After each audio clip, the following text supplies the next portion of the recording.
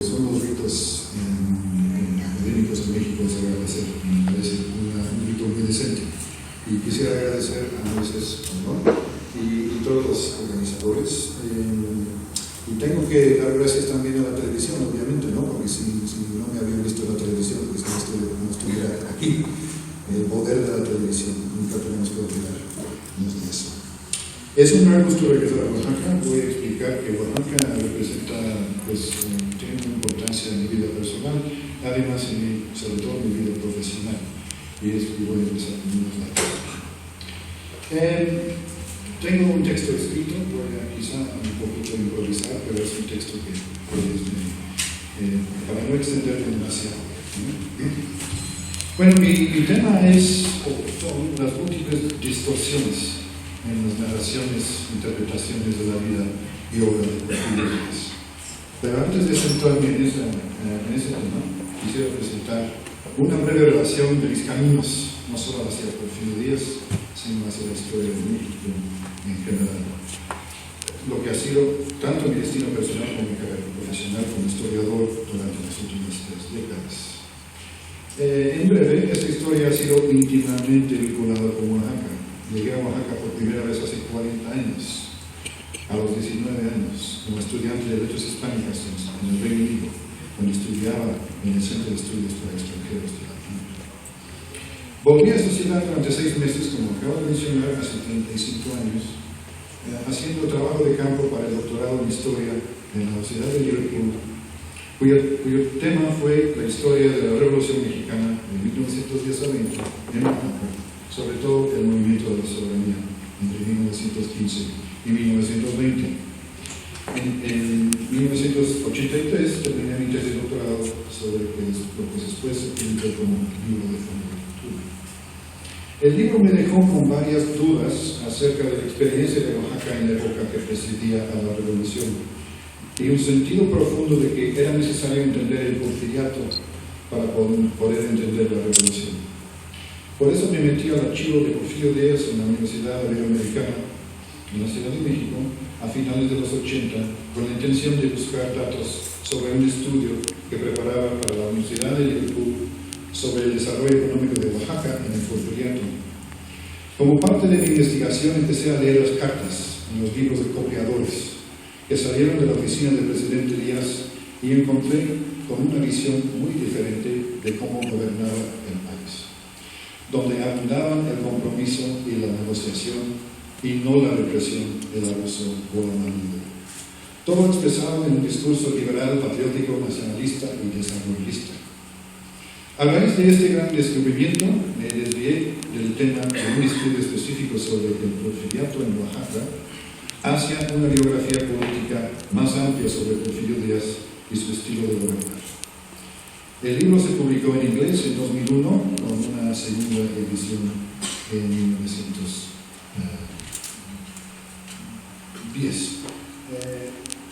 Siguiente diapositiva, por favor.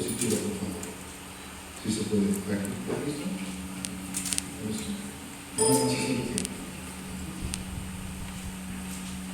Perdón.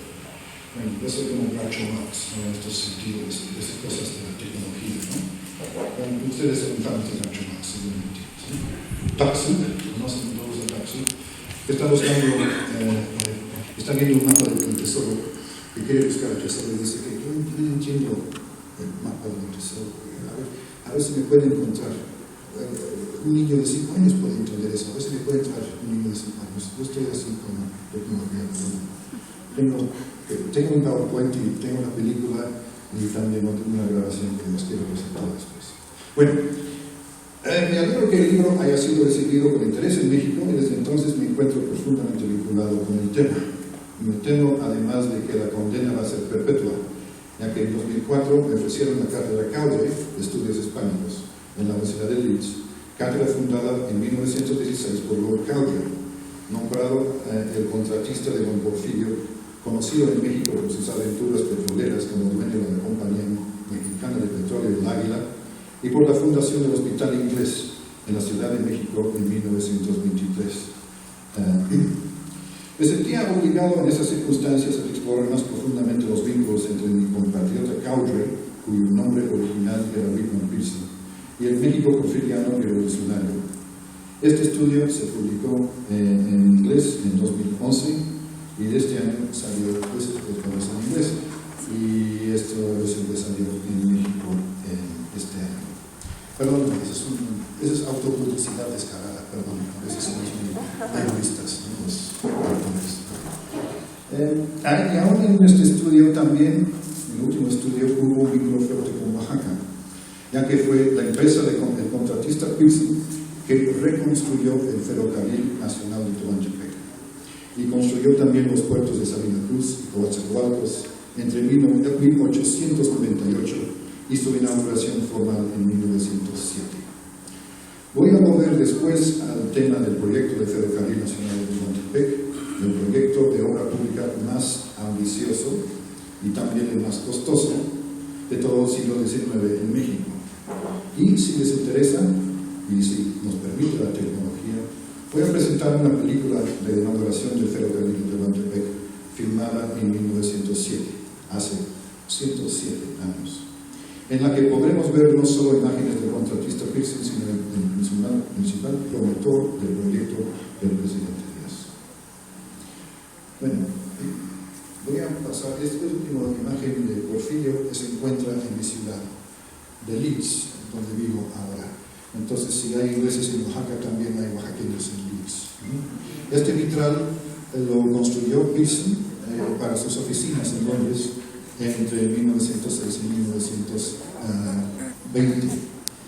Y cuando cambiaron de oficina, cambiaron de oficina y querían mantener esos vitrales muy bonitos, son vitrales de veras de vidrio y muy pesados, y lo ofrecieron a la Universidad de Leeds por la conexión de la cátedra cable. Entonces estas imágenes se encuentran en Leeds.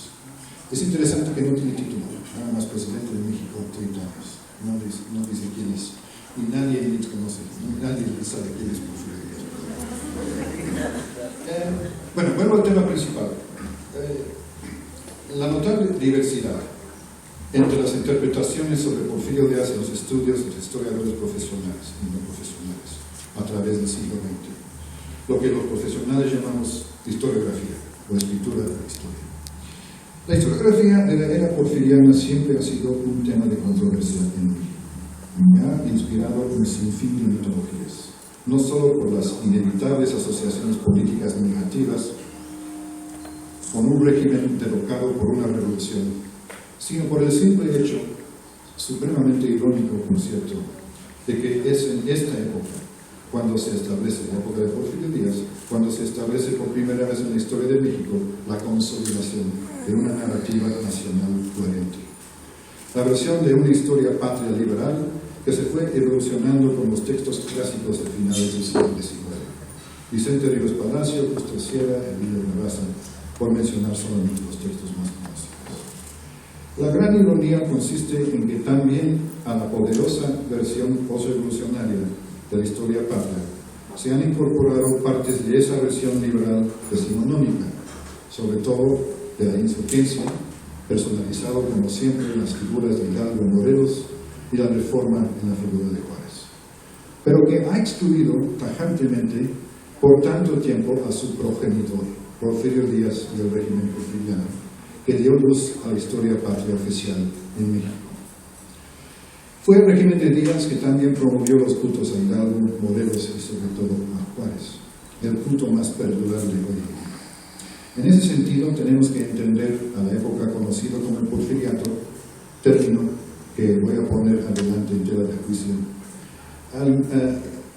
Como el porfiriato es al mismo tiempo creador y víctima de poderosas mitologías históricas. Tengo aquí dos propósitos fundamentales. Primero, intento reflexionar de manera más profunda sobre el tema de la historiografía que fue planteado en el capítulo primero de mi libro sobre Porfirio Díaz. El primero, como dije, fue publicado aquí en México en 2003, pero el primer borrador de este libro se escribió hace ahora 15 años en su versión original en inglés.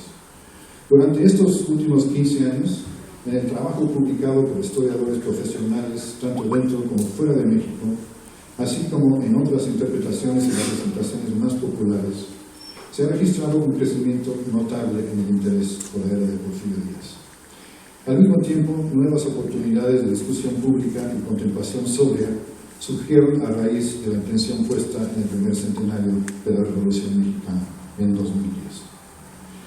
Debo decir que se podría detectar, en mi experiencia, una esquizofrenia fundamental en la parafernalia y farándula de 2010. Por un lado, el deseo de asumir nuevas versiones de la historia patria en una nueva etapa de la historia nacional, y por otro, el instinto de preservar los mitos históricos revolucionarios que dieron legitimidad al sistema político y la identidad nacional durante el siglo XX. Propongo en este breve repaso subrayar la relación entre los cambios en las distintas interpretaciones de la época porfiriana y el contexto político en que fueron escritas. Veo una distinción importante entre las nuevas perspectivas, metodologías y objetos de estudio surgidas entre los historiadores profesionales y la poderosa influencia que la política nacional y su historia patria ha ejercido sobre su cultura de historia porfiriana. En resumen, los cambios políticos en México a través del siglo XX han hecho una contribución significativa a la apertura y clausura de nuevos espacios historiográficos y llevan a la reevaluación de las interpretaciones del pasado de un país con una muy larga y poderosa tradición de historia patria, patrocinada por el Estado. El segundo propósito es indicar algunas de las áreas específicas de escritura histórica sobre la era porfiriana que han sido más afectadas y aquellas que no han sido menos afectadas por las más recientes interpretaciones. Una búsqueda bibliográfica breve y rápida que hice en el Colegio de México el año pasado al llegar aquí revela más de 500 fichas bibliográficas en referencia al porfiriato, que en su gran mayoría se tratan de trabajos publicados desde el año 2000. Paso primero a la historiografía profesional. Muchas de las nuevas percepciones de la era porfiriana son resultados de un alto grado de profesionalización de la historia dentro de la academia, tanto en México como en instituciones académicas fuera del país, en las que se desarrolla investigación sobre la historia mexicana, obviamente predominantemente en Estados Unidos y en Europa. En México, el número de investigadores permanentes, estudiantes doctorales y postdoctorales trabajando en el campo de la historia mexicana ha crecido exponencialmente. Al mismo tiempo, el porfiriato, como otros temas, se ha beneficiado de la desbordante preferencia entre los historiadores mexicanos, jóvenes y viejos, por el estudio de temas mexicanos. Esta tendencia es reforzada por dos factores. Primero, por una endogamia cultural nacionalista penetrante en México, que da preferencia al estudio de la historia nacional sobre el estudio de la historia no mexicana. Y el segundo, que el hecho que los fondos para la investigación histórica son casi exclusivamente designados a proyectos de estudio en temas nacionales. En el caso específico de la escritura histórica sobre la época porfiriana, los retos a los que se han tenido que enfrentar los historiadores profesionales siempre han sido significativos. Se debe más que nada al hecho de que nuestro entendimiento de la época ha sido ampliamente mediado e interpretado por el prisma distorsionado de la historia patria revolucionaria, que se fue consolidando a lo largo del siglo XX. Tres de las posturas centrales de esta historia patria postrevolucionaria fueron, primero, que la revolución derrocó a una dictadura brutal y tirana. Segundo, que la era porfiriana jugó únicamente un papel negativo en la construcción del Estado y la nación. Y tercero, que Porfirio Díaz, en efecto, fue traidor a su patria. Como resultado, dos de los retos fundamentales que tiene la nueva historiografía ha sido, por lo tanto, no solo cuestionar estas suposiciones frecuentemente repetidas, sino también ver a la era porfiriana desde la perspectiva de mediados del siglo XIX y no desde el siglo XX. Desde esta posición, tanto el análisis como las conclusiones parecen significativamente diferentes. Sobre todo en las dos últimas décadas, la nueva historiografía multi y interdisciplinaria ha cambiado radicalmente el paisaje historiográfico de los estudios porfirianos, que es ahora diverso tanto en términos de su metodología como de sus objetos de estudio. Hay investigaciones cada vez más sofisticadas sobre un rango amplio de prácticas culturales, rituales populares, políticos y religiosos, moda, entretenimiento, cultura de trabajo, la construcción de monumentos históricos, la representación de los espacios públicos y privados, al lado del análisis del discurso contemporáneo sobre raza, felicidad, urbanización, fronteras, crimen, justicia, violencia, desigualdad, moral y salud pública, y sobre todo la obsesión con la aplicación del método científico, tanto en los ámbitos social y económico como en los político y cultural. De hecho, se podría decir que los estudios culturales porfirianos ahora constituyen una nueva ortodoxia para la nueva generación de historiadores que estudien la época.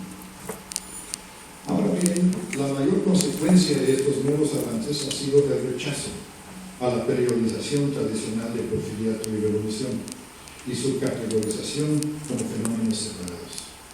En su lugar, tanto los avances materiales como las tensiones y conflictos que caracterizaron al México de finales del siglo XIX y principios del XX son interpretados como manifestaciones de los encuentros y los roces entre una sociedad tradicional, entre comillas, y las fuerzas de la, entre comillas, modernidad finisecular.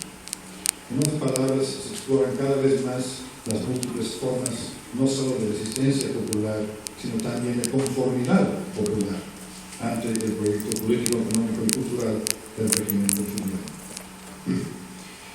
Cabe preguntar, por ende, por cuánto tiempo más podemos utilizar el término porfiriato para describir este fenómeno, dado el énfasis sobre el autoritarismo del régimen político que representa.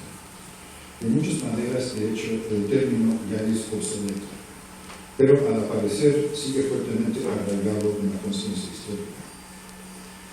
En resumen, la combinación del desarrollo profesional de la historia mexicana en las nuevas prácticas historiográficas, unidos a los beneficios de la distancia cronológica al pasar al primer centenario de la caída del régimen en 2011, han alterado de modo dramático nuestro entendimiento de la era porfiriana, una era que fue durante la mayor parte del siglo XX demonizada por la clase política en el poder y marginalizada dentro de la academia, al grado de que era considerada un tema no digno de estudio, o según un reciente análisis de historiografía del porfiriato, que se publicó en el Fondo de Cultura en 2006, sus autores fueron Mauricio Tenorio Trillo y Aurora Gómez Canrabiato.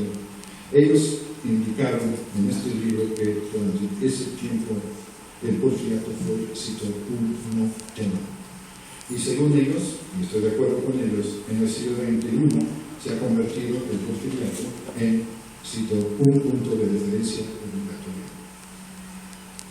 Aún así, existen huecos curiosos y muchos temas que todavía no se han explorado profundamente. El florecimiento cultural de las letras, música, el teatro, por ejemplo. Las migraciones y movimientos de población internas y externas. La imagen de México en el mundo. Y sobre todo las instituciones estatales porfirianas, tanto jurídicos, científicos, sociales, económicos y empresariales. Y podría añadir también a un campo que que se tiene que reestudiar de nuevo, que es el mismo campo, donde vivía el 90% de la población.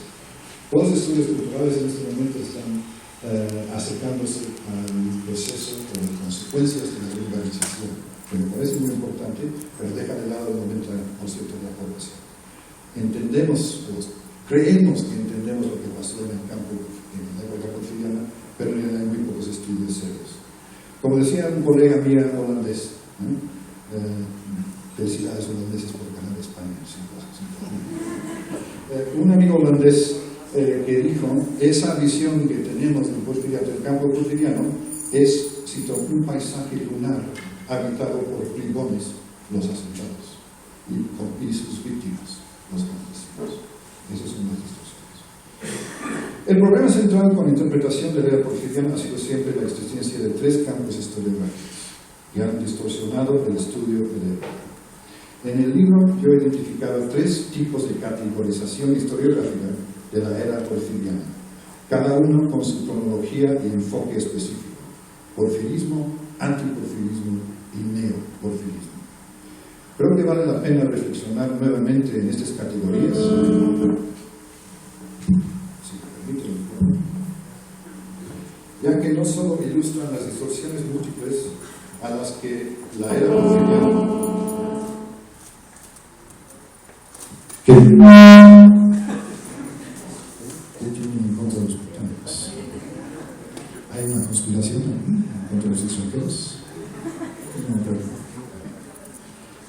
a ver si me escuchan. ¿Sí? ¿Es mejor? Yo me escucho mejor, de todas formas, ¿no? Perdón, bueno, ya. Pues no puedo repetir lo que acabo de decir, perdón, a ver si la última parte queda un poco más clara. Decía que el problema central con la interpretación de esta época ha sido siempre la existencia de esos tres campos historiográficos. Y estos son lo que los identificaba en el libro: porfirismo, antiporfirismo y neoporfirismo. Y como dije, creo que vale la pena reflexionar nuevamente sobre esto, ya que no solo ilustran las distorsiones múltiples a las que esta era ha sido sujeta, sino porque también resaltan el hecho de que la historiografía porfiriana ha sido secuestrada en más de una ocasión por el ambiente político en que fue producida. Primero, porfirismo. La primera categorización historiográfica fue el porfirismo, producto de la misma era porfiriana, que describe el altamente favorable, muy positivo y al mismo tiempo distorsionado retrato de Porfirio Díaz y su régimen, apoyado por una combinación de patrocinio oficial y censura por el propio régimen. La entrevista Krillman de 1908 es uno de los textos clásicos del género, y aquí una breve cita de la entrevista Krillman.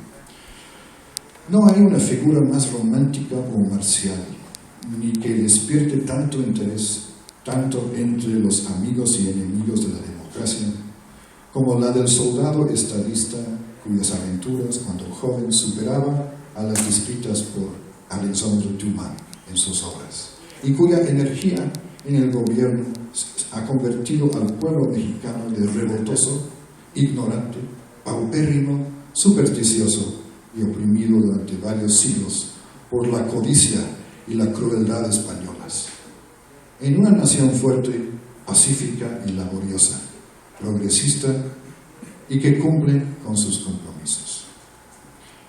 Este retrato positivo alcanzó su apoteosis en las extravagantes fiestas del centenario de 1910, la celebración con un mes de duración de la independencia en septiembre de 1910, la cual presentó tanto para una audiencia doméstica, pero sobre todo para una audiencia en público extranjero, una visión inflada, pero muy efectiva de los logros del régimen. Y aquí tengo unas imágenes del fiesta del centenario. No sé si conocen el póster, el cartel que se hizo. Es una mezcla de símbolos que son clásicos, republicanos clásicas, y también símbolos aztecas. Además, una idealización de la ciudad. Y interesantemente, no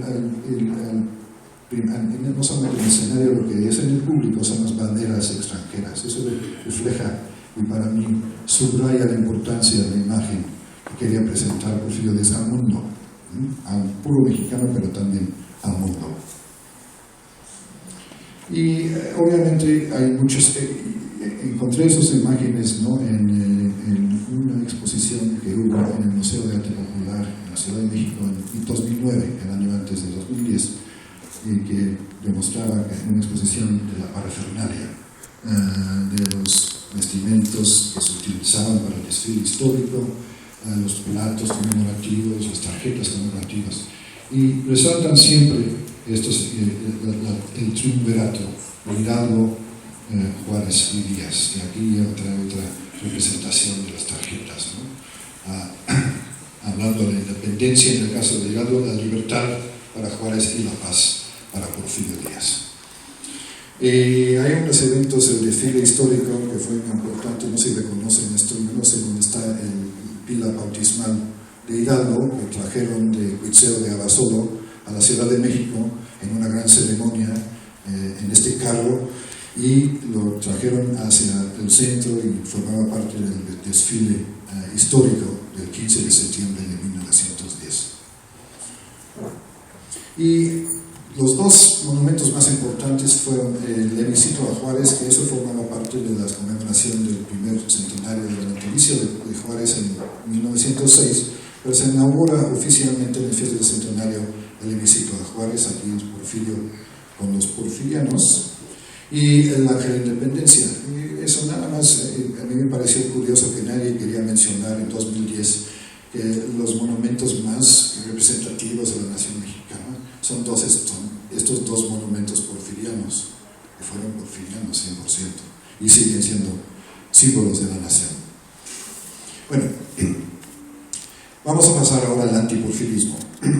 Durante y después de la Revolución, la versión porfiriana de la historia patria liberal fue progresivamente sustituida por una veta virulenta y igualmente inflada de antiporfirismo que de manera deliberada amenazaba con eliminar la narrativa de orden, progreso y desarrollo nacional preferida por el régimen de Díaz, y cambiaría por su propia versión que colocaba a la Revolución de 1910 a 20, y no la era porfiriana, como la fuerza motriz detrás de la construcción de un Estado y una nación modernos. Es importante recordar que el antiporfirismo tuvo sus orígenes en los últimos años de la era porfiriana, cuando el apoyo al régimen comenzó a debilitarse por una serie de presiones externas y de contradicciones internas, circunstancias que inevitablemente produjeron crecientes arrebatos vociferantes de disentimiento y crítica, tanto por los apologistas del régimen como por los que fueron sus más fieros críticos. Especialmente después de la Revolución, y sobre todo a partir de los años 30 del siglo XX, el disentimiento y la crítica se convirtieron en los más extremos casos en ataques vituperantes y distorsiones deliberadas que fueron canalizados paulatinamente dentro de la versión oficial satanizada sobre el régimen de Díaz. Eso fue patronizada por el Estado y reproducida anualmente en los libros de texto durante la mayor parte de las siguientes 3 generaciones. El texto clásico del antiporfirismo es el muy conocido libro México Bárbaro, del periodista norteamericano John Turner. El retrato de Turner compendiaba el antiporfirismo. Acusaba a Díaz de conspiración y traición, de inhumanidad, de brutalidad y de duplicidad. De acuerdo con Turner, Díaz era, cito, el asesino de su pueblo, un cobarde, ruin y vil. El presidente de México es cruel y vengativo y su país ha sufrido amargamente. Fin de cita. Durante muchos años la traducción de México Bárbaro fue lectura obligatoria en el programa de educación nacional mexicano.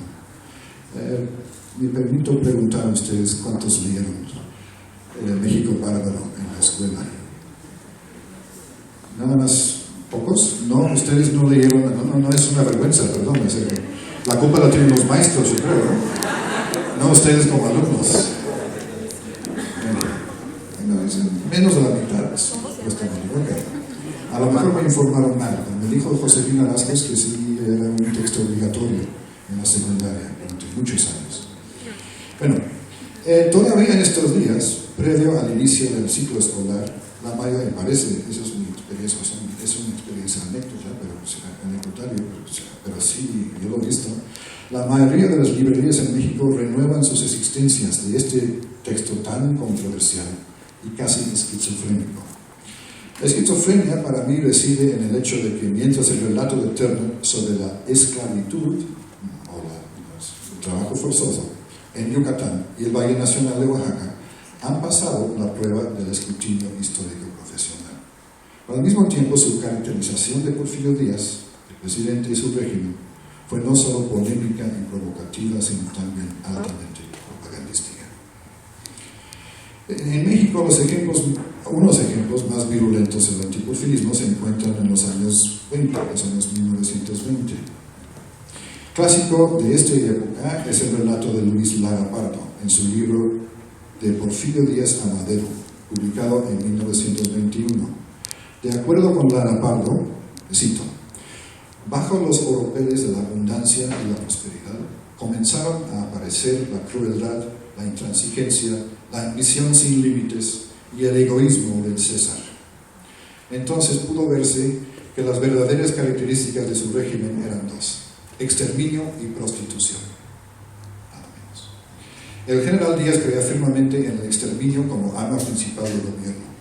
Pocos gobernadores, aún entre los reyes, emperadores, faraones, sultanas y califas, han hecho más para prostituir a un pueblo que el general Díaz para degradar a los mexicanos. Fin de cita. Bueno, pasamos al neoporfirismo. La última y más reciente categorización historiográfica ha sido el neoporfirismo, una interpretación más positiva del régimen de Díaz, que se desarrolló en los 80 del siglo XX y floreció en los años 90. El neoporfirismo es más complejo que sus contrapartes porfirista y antiporfirista, porque si bien reflejó cambios fundamentales en las prioridades políticas del PRI durante sus últimos periodos de frente al gobierno, también el neoporfirismo se nutrió plenamente de los avances historiográficos y las múltiples contribuciones de los historiadores profesionales mencionados arriba. Pero a fondo, el neoporfirismo debía su existencia a cambios importantes en la política nacional en los años 80. Estos años fueron testigos nada menos que de la reestructura radical de la política económica en México al despertar del impacto de la crisis de la deuda a partir de 1982. Y claramente no es coincidencia que la reevaluación positiva de la estrategia económica liberal de la era porfiriana coincidiera con la estrategia neoliberal de las últimas administraciones del PRI. Hubo evidencias claras en los intentos del PRI por reescribir la historia del régimen porfiriano en esta época, sobre todo en el tema económico. Sin embargo, el revisionismo neoporfirista no es un fenómeno nuevo en la historiografía mexicana y debe mucho a las biografías de Díaz realizadas por Francisco Bulnes, los oaxaqueños Ángel Taracena y Jorge Fernando Etupiñán. En los años más recientes se ha vuelto a plantear el caso con un vigor renovado, sobre todo con las biografías revisionistas de Enrique Krause y Fernando Orozco Linares. El intelectual, vamos a empezar con Bulnes, el intelectual inconforme, Francisco Bulnes, quien lograría ser a la vez, al mismo tiempo, un colaborador activo y al mismo tiempo un crítico punzante del régimen de Díaz. Él proporcionó la siguiente evaluación del régimen de Díaz en 1921. Digan lo que quieran los enemigos del porfirismo, la dictadura establecida suavemente fue aclamada por todas las clases sociales como un inmenso bien. La paz, siendo cosa nueva y bella en la nación, inspiró al pueblo sentimientos de gratitud y lealtad para el caudillo que había pacificado a su patria, creyendo que esa paz sería eterna. Aquí un paréntesis. Bulnes, que quizá es mi autor favorito de la época porfiriana, también escribió un comentario muy acertado acerca de la legitimidad de la historia patria. Y cito: la historia es la historia. No puede haber historia patriótica, como no hay química patriótica, ni astronomía patriótica, ni nada científico sometido a las leyes que no sean la verdad. Bueno, para volver al tema, la biografía de Ángel Taracena en 1960 también podría considerarse como precursora, si necesitamos precursoras, del neoporfirismo. Cito: a la juventud y al pueblo mexicano en general, que deben conocer en toda su integridad la trayectoria de esta vida, y al condenar sus hierros, reconocer también sus aciertos, que fueron grandes y benéficos para la patria. Fin de cita. La biografía de Fernando Orozco Linares en 1991 resumió de manera sucinta el reto del neoporfirismo revisionista. Cito: desde 1930 a la fecha se ha recrudecido la campaña difamatoria contra el general Porfirio Díaz. No hay libro de historia, de civismo, de economía, en los que sus autores no se den vuelo en ultrajar la memoria del general Díaz, faltando gravemente a la verdad y a la justicia. Y esto ha cobrado nivel didáctico. Miles y miles de estudiantes están en la absoluta seguridad de que Díaz es un tirano, asesino, traidor y ladrón. Fin de cita. De la generación de contemporánea de historiadores, Enrique Krause ha sido siempre el defensor más prominente de una interpretación equilibrada del hombre y su régimen. Krause fue uno de los principales promotores del proyecto del vuelo del águila, la serie televisa sobre la vida de Díaz y en su biografía de 1987 criticó abiertamente el antiporfirismo. Sin embargo, Krause no estaba interesado en la precisión histórica exclusivamente, pues su revisionismo tuvo claramente rastros políticos. Fue igualmente crítico del PRI y observó paralelos significativos entre la era de Díaz y el dominio del PRI en la política mexicana. Para Krause, la continuidad entre el porfirismo y el priismo se encuentra en que ambos mantenían una combinación perniciosa de autoritarismo y liberalismo. Para Krause, el régimen porfirista y el PRI eran análogos en cuanto a su, cito, inercia política y su paternalismo asfixiante, que en ambos casos habían sobrepasado su utilidad. Como comentó en 1992, en una edición de Proceso, cito, los regímenes de la revolución no pueden condenar a Porfirio Díaz sin condenarse a sí mismos. Lo justo sería propiciar un doble acontecimiento, la vuelta a Oaxaca del héroe de la paz y el descanso en paz del PRI. Doble y común epitafio. Sirvieron a su patria, pero corrompieron su vida cívica y la condenaron por 100 años a una minoría de edad. Bueno, en la última parte quiero pasar a lo que el nuevo Porfirio Díaz, las últimas aportaciones. En las últimas 2 décadas, la combinación de historiografía profesional, neoporfirismo también, y nuevo interés popular, ha producido, en su conjunto, una interpretación más pormenorizada, menos polarizada de Porfirio Díaz y su régimen. En esta sección final propongo hacer un breve inventario de estos cambios de percepción y preguntar si realmente existe una bestia denominada el nuevo Porfirio Díaz. Al lado de la predominación de los estudios culturales porfirianos, ya mencionada, el otro campo de investigación de la era porfiriana más productivo de las últimas décadas han sido, sin duda, en la historia económica y social.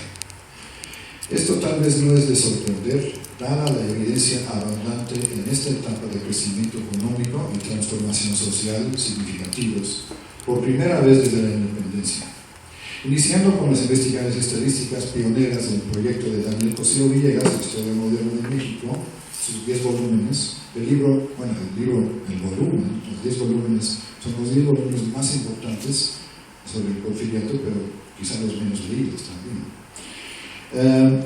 A pesar de estas primeras indicaciones, la investigación de Cosío Villegas, la investigación sobre la historia económica se ha diversificado hacia estudios no solamente de los principales y ampliamente conocidos sectores económicos que experimentaron un desarrollo importante en esta época, todos conocidos: minería, agricultura, manufactura, ferrocarriles, transporte, sino también hacia áreas de política macroeconómica y actividad microeconómica, como la política financiera y fiscal, el sistema bancario, el desarrollo de mercados internacionales, nacionales y regionales, y la historia empresarial, el análisis tanto de las empresas individuales como de los empresarios. Probablemente el resultado más interesante del desarrollo de la historia social y económica es que literalmente ha desenterrado la solidez tangible de la modernización porfiriana. La construcción física de vías de ferrocarril, puertos, canales, fábricas, bancos, oficinas, ciudades, la transformación de las fronteras y la evolución del aparato físico e instituciones de Estado para respaldar la empresa capitalista. En otras palabras, la era porfiriana fue testigo nada menos que el establecimiento de los cimientos, tanto reales como simbólicos, de la infraestructura estatal para la modernización y la industrialización, así como de la construcción de los bloques constructivos del proyecto de desarrollo nacional. Al mismo tiempo, es también importante subrayar que este proceso fue fundamentalmente desigual, irregular y inconsistente de región a región y de sector económico a sector económico, y estuvo lejos de haberse cumplido antes del inicio de la revolución política de 1910. En contraste, el campo menos estudiado en estos años recientes ha sido el de la historia política porfiriana. La falta relativa de interés en este campo quizás se explique por la continua demonización del régimen, tanto por lo que se llama la clase política y por los medios de comunicación nacionales, el poder de la televisión. Resulta que todavía a 100 años del derrumbe del régimen, no solo se puede, sino se necesita hacer preguntas muy básicas sobre el ejercicio de la política porfiriana, que todavía carecen de respuestas sólidas. ¿Cuál era el carácter central del régimen? ¿Cómo funcionaba? ¿Cuáles eran las bases de su legitimidad durante un periodo mayor de 3 décadas? No quiero decir que el campo de historia política sea vacío, porque no lo es. Y hay muchas evidencias, sobre todo en las universidades de los estados, y hay grandes avances en estos temas. Pero que no ha sido un campo tan bien explorado. Todavía nos hacen falta muchos más estudios microhistóricos, sectorales y regionales de cultura política subnacional y estudios sobre prácticas electorales y construcciones locales de legitimidad política. En conclusión, estos nuevos hallazgos profesionales dentro de la historia cultural, económica, social y política han generado nuevas dimensiones importantes para nuestro entendimiento de las múltiples contribuciones hechas durante la era porfiriana para la creación de identidad nacional y local, así como para la construcción del Estado y la nación. Hemos ahora, final y piadosamente, al menos dentro de la academia, aunque no tan notablemente en la esfera pública, abandonado la leyenda negra del porfiriato como un tema de estudio poco interesante o ilegítimo, a una apreciación de que la era porfiriana constituye, según Tenorio Trillo y Gómez Galvarriato en ese libro, un crisol cultural, donde los tópicos y temas formalmente considerados como inquietudes revolucionarias y posrevolucionarias, indigenismo, mestizaje, nacionalismo, globalización, industrialización, emergieron por primera vez en la conciencia de la nación. A juzgar por la más reciente cosecha de publicaciones y tesis, el deseo por explorar nuevos temas y enfoques es al mismo tiempo impresionante, saludable y bienvenido. Estas están destinadas a continuar con la transformación de la historiografía de la era porfiriana en formas nuevas y estimulantes. En otras palabras, los historiadores de esta época tenemos trabajo para un buen rato más. Bueno, con su permiso voy a presentarles una película comisionada por mi compatriota y mi ex patrón, que fundó la cátedra Cowdray, Whitman Pearson, Lord Cowdray, en 1907. Es la inauguración del ferrocarril de Tehuantepec en 1907.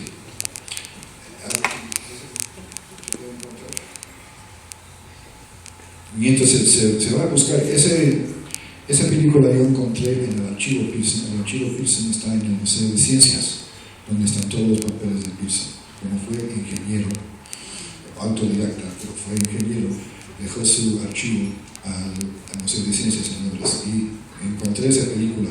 Estaba etiquetada la película como una película sobre ferrocarriles en México, probablemente de los años 20. Pero no, señores, es una película de 1907 y es una película muy rara y que vamos a ver en las imágenes importantes. Es importante, yo creo que subrayar el simbolismo de este proyecto. No hay sonido, las películas de 1907 no tenían sonido. No lo vayas a buscar, perdón. Se inventó unos 15 años más tarde.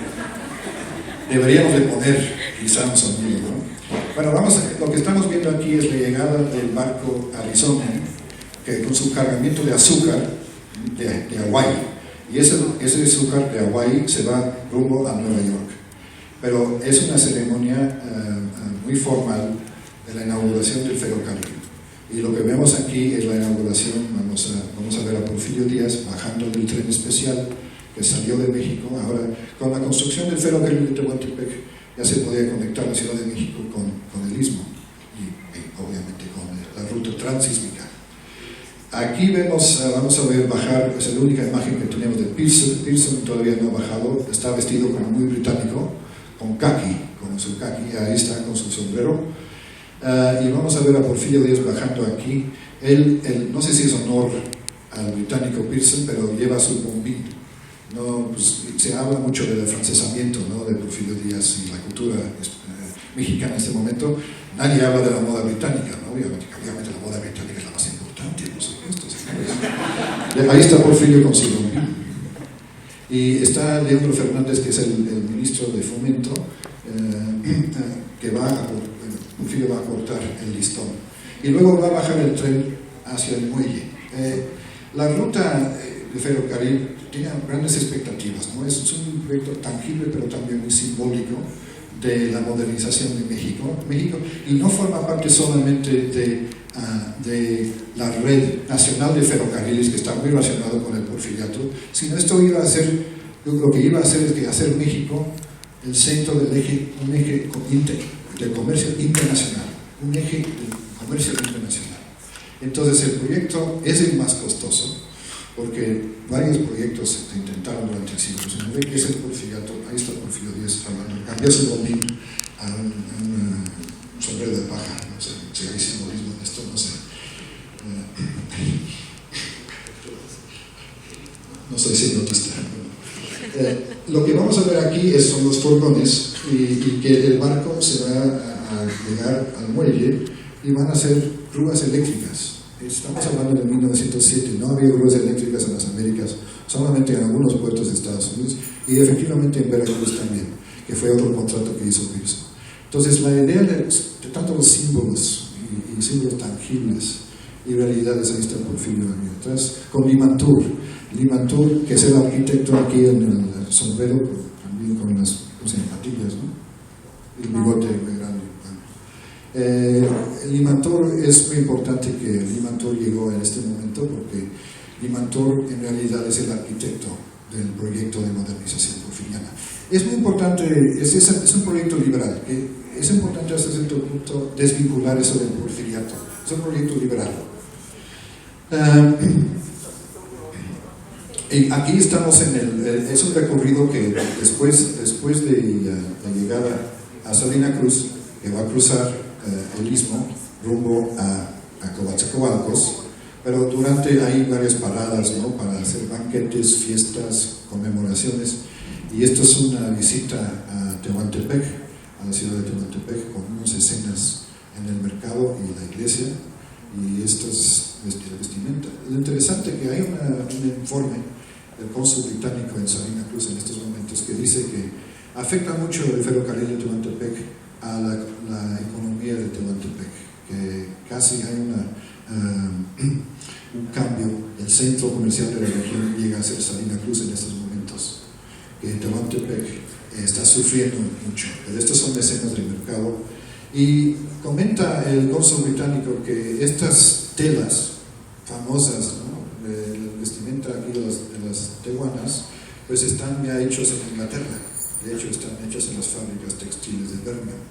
Eso fue un reportaje muy interesante. Y no hago más comentarios sobre esto, ¿no?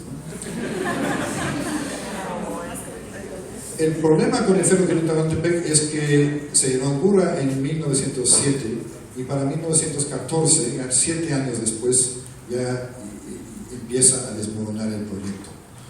Eso se explica por varias razones. Obviamente, y unas razones que no tienen nada que ver, que no eran previsibles. Uno es obviamente la Revolución Mexicana, que llega a tener obviamente disturbios muy fuertes en las redes comerciales, económicos en el país, y además de apoderamiento, ¿no?, que sobre todo en 1914, de los carrancistas de los trenes nacionales. Entonces ya no hay trenes y ya no hay comercio internacional. En ese primer año, tampoco previsible, se estalla la Primera Guerra Mundial. La Primera Guerra Mundial es el más responsable en estos próximos 4 años de interrumpir todas las redes internacionales de comercio, del cual iba a depender el ferrocarril de Tehuantepec. El tercero sí era previsible, que fue la apertura del canal de Panamá en 1914. Estos 3 eventos en 1914 son eventos muy importantes que echan abajo al ferrocarril de Tehuantepec. Pero lo interesante es que Pearson mismo dijo que pues, él pensaba que sí se podía hacer competencia ante el Canal de Panamá con el ferrocarril de Tehuantepec, pero nunca llegó a hacer. Y se desmoronó el proyecto, y desde ese momento se ve como un proyecto fallido, un elefante blanco, un ferrocarril de Tehuantepec. Bueno, aquí estamos, ya llegaron a Coatzacoalcos. Se comentaron, aquí está Juanacata en el centro, al lado, su lado carmelita.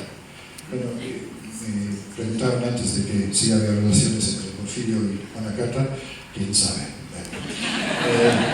Yo soy historiador, no soy chismoso, ¿no? Pero esa idea de que está al lado de su esposa carmelita me parece interesante. Es Juanacata al Sandilla. Entonces, ya llegaron al otro lado de Coatzacoalcos, otra vez grúas eléctricas, y llevan la mercancía y el barco sale para Estados Unidos. En realidad, el comercio era, en ese momento, el comercio entre el lado oeste de Estados Unidos y el lado este de Estados Unidos. Este barco va rumbo a Pensilvania y a Boston.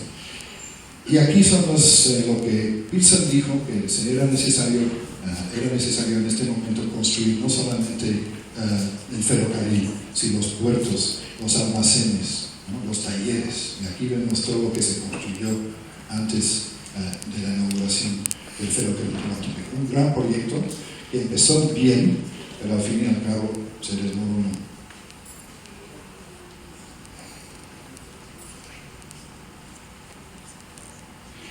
Se necesita editar a veces, poner música y luego editar de vez en cuando, pero es muy raro tener una película de 7 o 8 minutos de esta época, ¿no? Eso es interesante en la última parte, porque hablando de la propaganda, la importancia de la propaganda, estos son los señores de la prensa, la cámara digital. Cámara digital de 1907, y hubo un tren especial para la prensa. Entonces salieron de México con un tren entero, un vagón entero de la prensa. Y escribieron muy felices, muy contentos los de la prensa a Pearson, ¿no? Que fue el patrocinador que pagaba todo este evento, que pues le felicitaba que las botellas se quedaron hasta el final del viaje. Y eso para la prensa fueron 2 semanas, y eso es, bueno, la prensa, señores, perdón, disculpen, señores de la prensa, la gente de la prensa nunca ha cambiado, ¿no? En la experiencia. A ver si regresamos, perdón, hay unas imágenes de la inauguración no, pues ya nos dejamos. Yo no los quiero aburrir más, y sí, seguramente va a haber interés y preguntas. Nada más les quisiera, al final, hay una grabación que no sé si han escuchado todos, de la voz de Porfirio. Es la primera grabación que se hizo en México, y es una respuesta, ahí está, el expediente se llama Porfirio Díaz responde a Tomás Edison. ¿Lo han escuchado?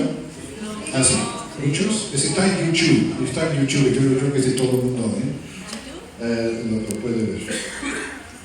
¿No? Se llama Porfirio Díaz responde. Gracias. El siguiente, bueno, el siguiente, por favor. Es nada más, sí, otra vez. Comunicación del señor Fernando Porfirio Díaz, presidente de la República Mexicana, da una carta del señor Tomás A. Edison. Chapultepec, agosto 15 de 1909. Señor Tomás A. Edison, estimado y buen amigo, me refiero a su grata 8 de julio. Yo también, como usted, recuerdo con placer el tiempo aquel en que tuve la satisfacción de conocerle y conocer sus atrevidos experimentos, haciéndome partícipe de su fe inquebrantable en el grandioso porvenir de la ciencia física. Fue allá en su patria, en los primeros días de la luz eléctrica en Nueva York, y desde entonces presentía en usted al héroe del talento, al triunfador del trabajo, al que más tarde habría de someter a la disciplina el fuego arrebatado por Franklin a los cielos para perpetuar usar acá en la tierra en sus maravillosos aparatos fonográficos la cariñosa voz de los seres amados, reproduciendo todos los ritmos, todos los acentos y todas las modulaciones del lenguaje humano.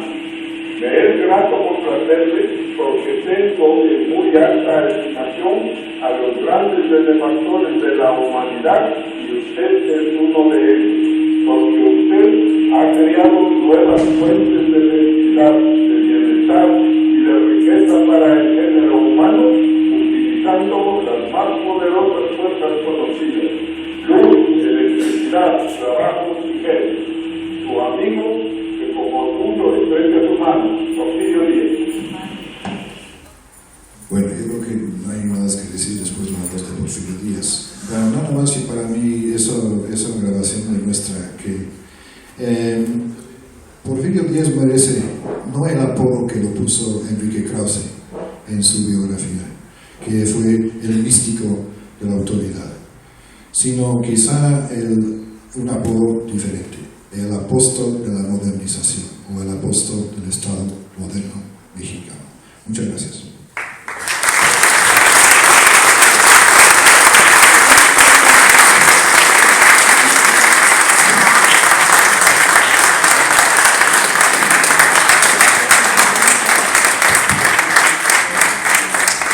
Muchas gracias, doctor. Pues yo cedería la palabra. Hacemos, ¿les parece bien?, 3 rondas de 3 preguntas y los que tengan dudas, pues vamos compartiendo, ¿no? A ver, por favor, con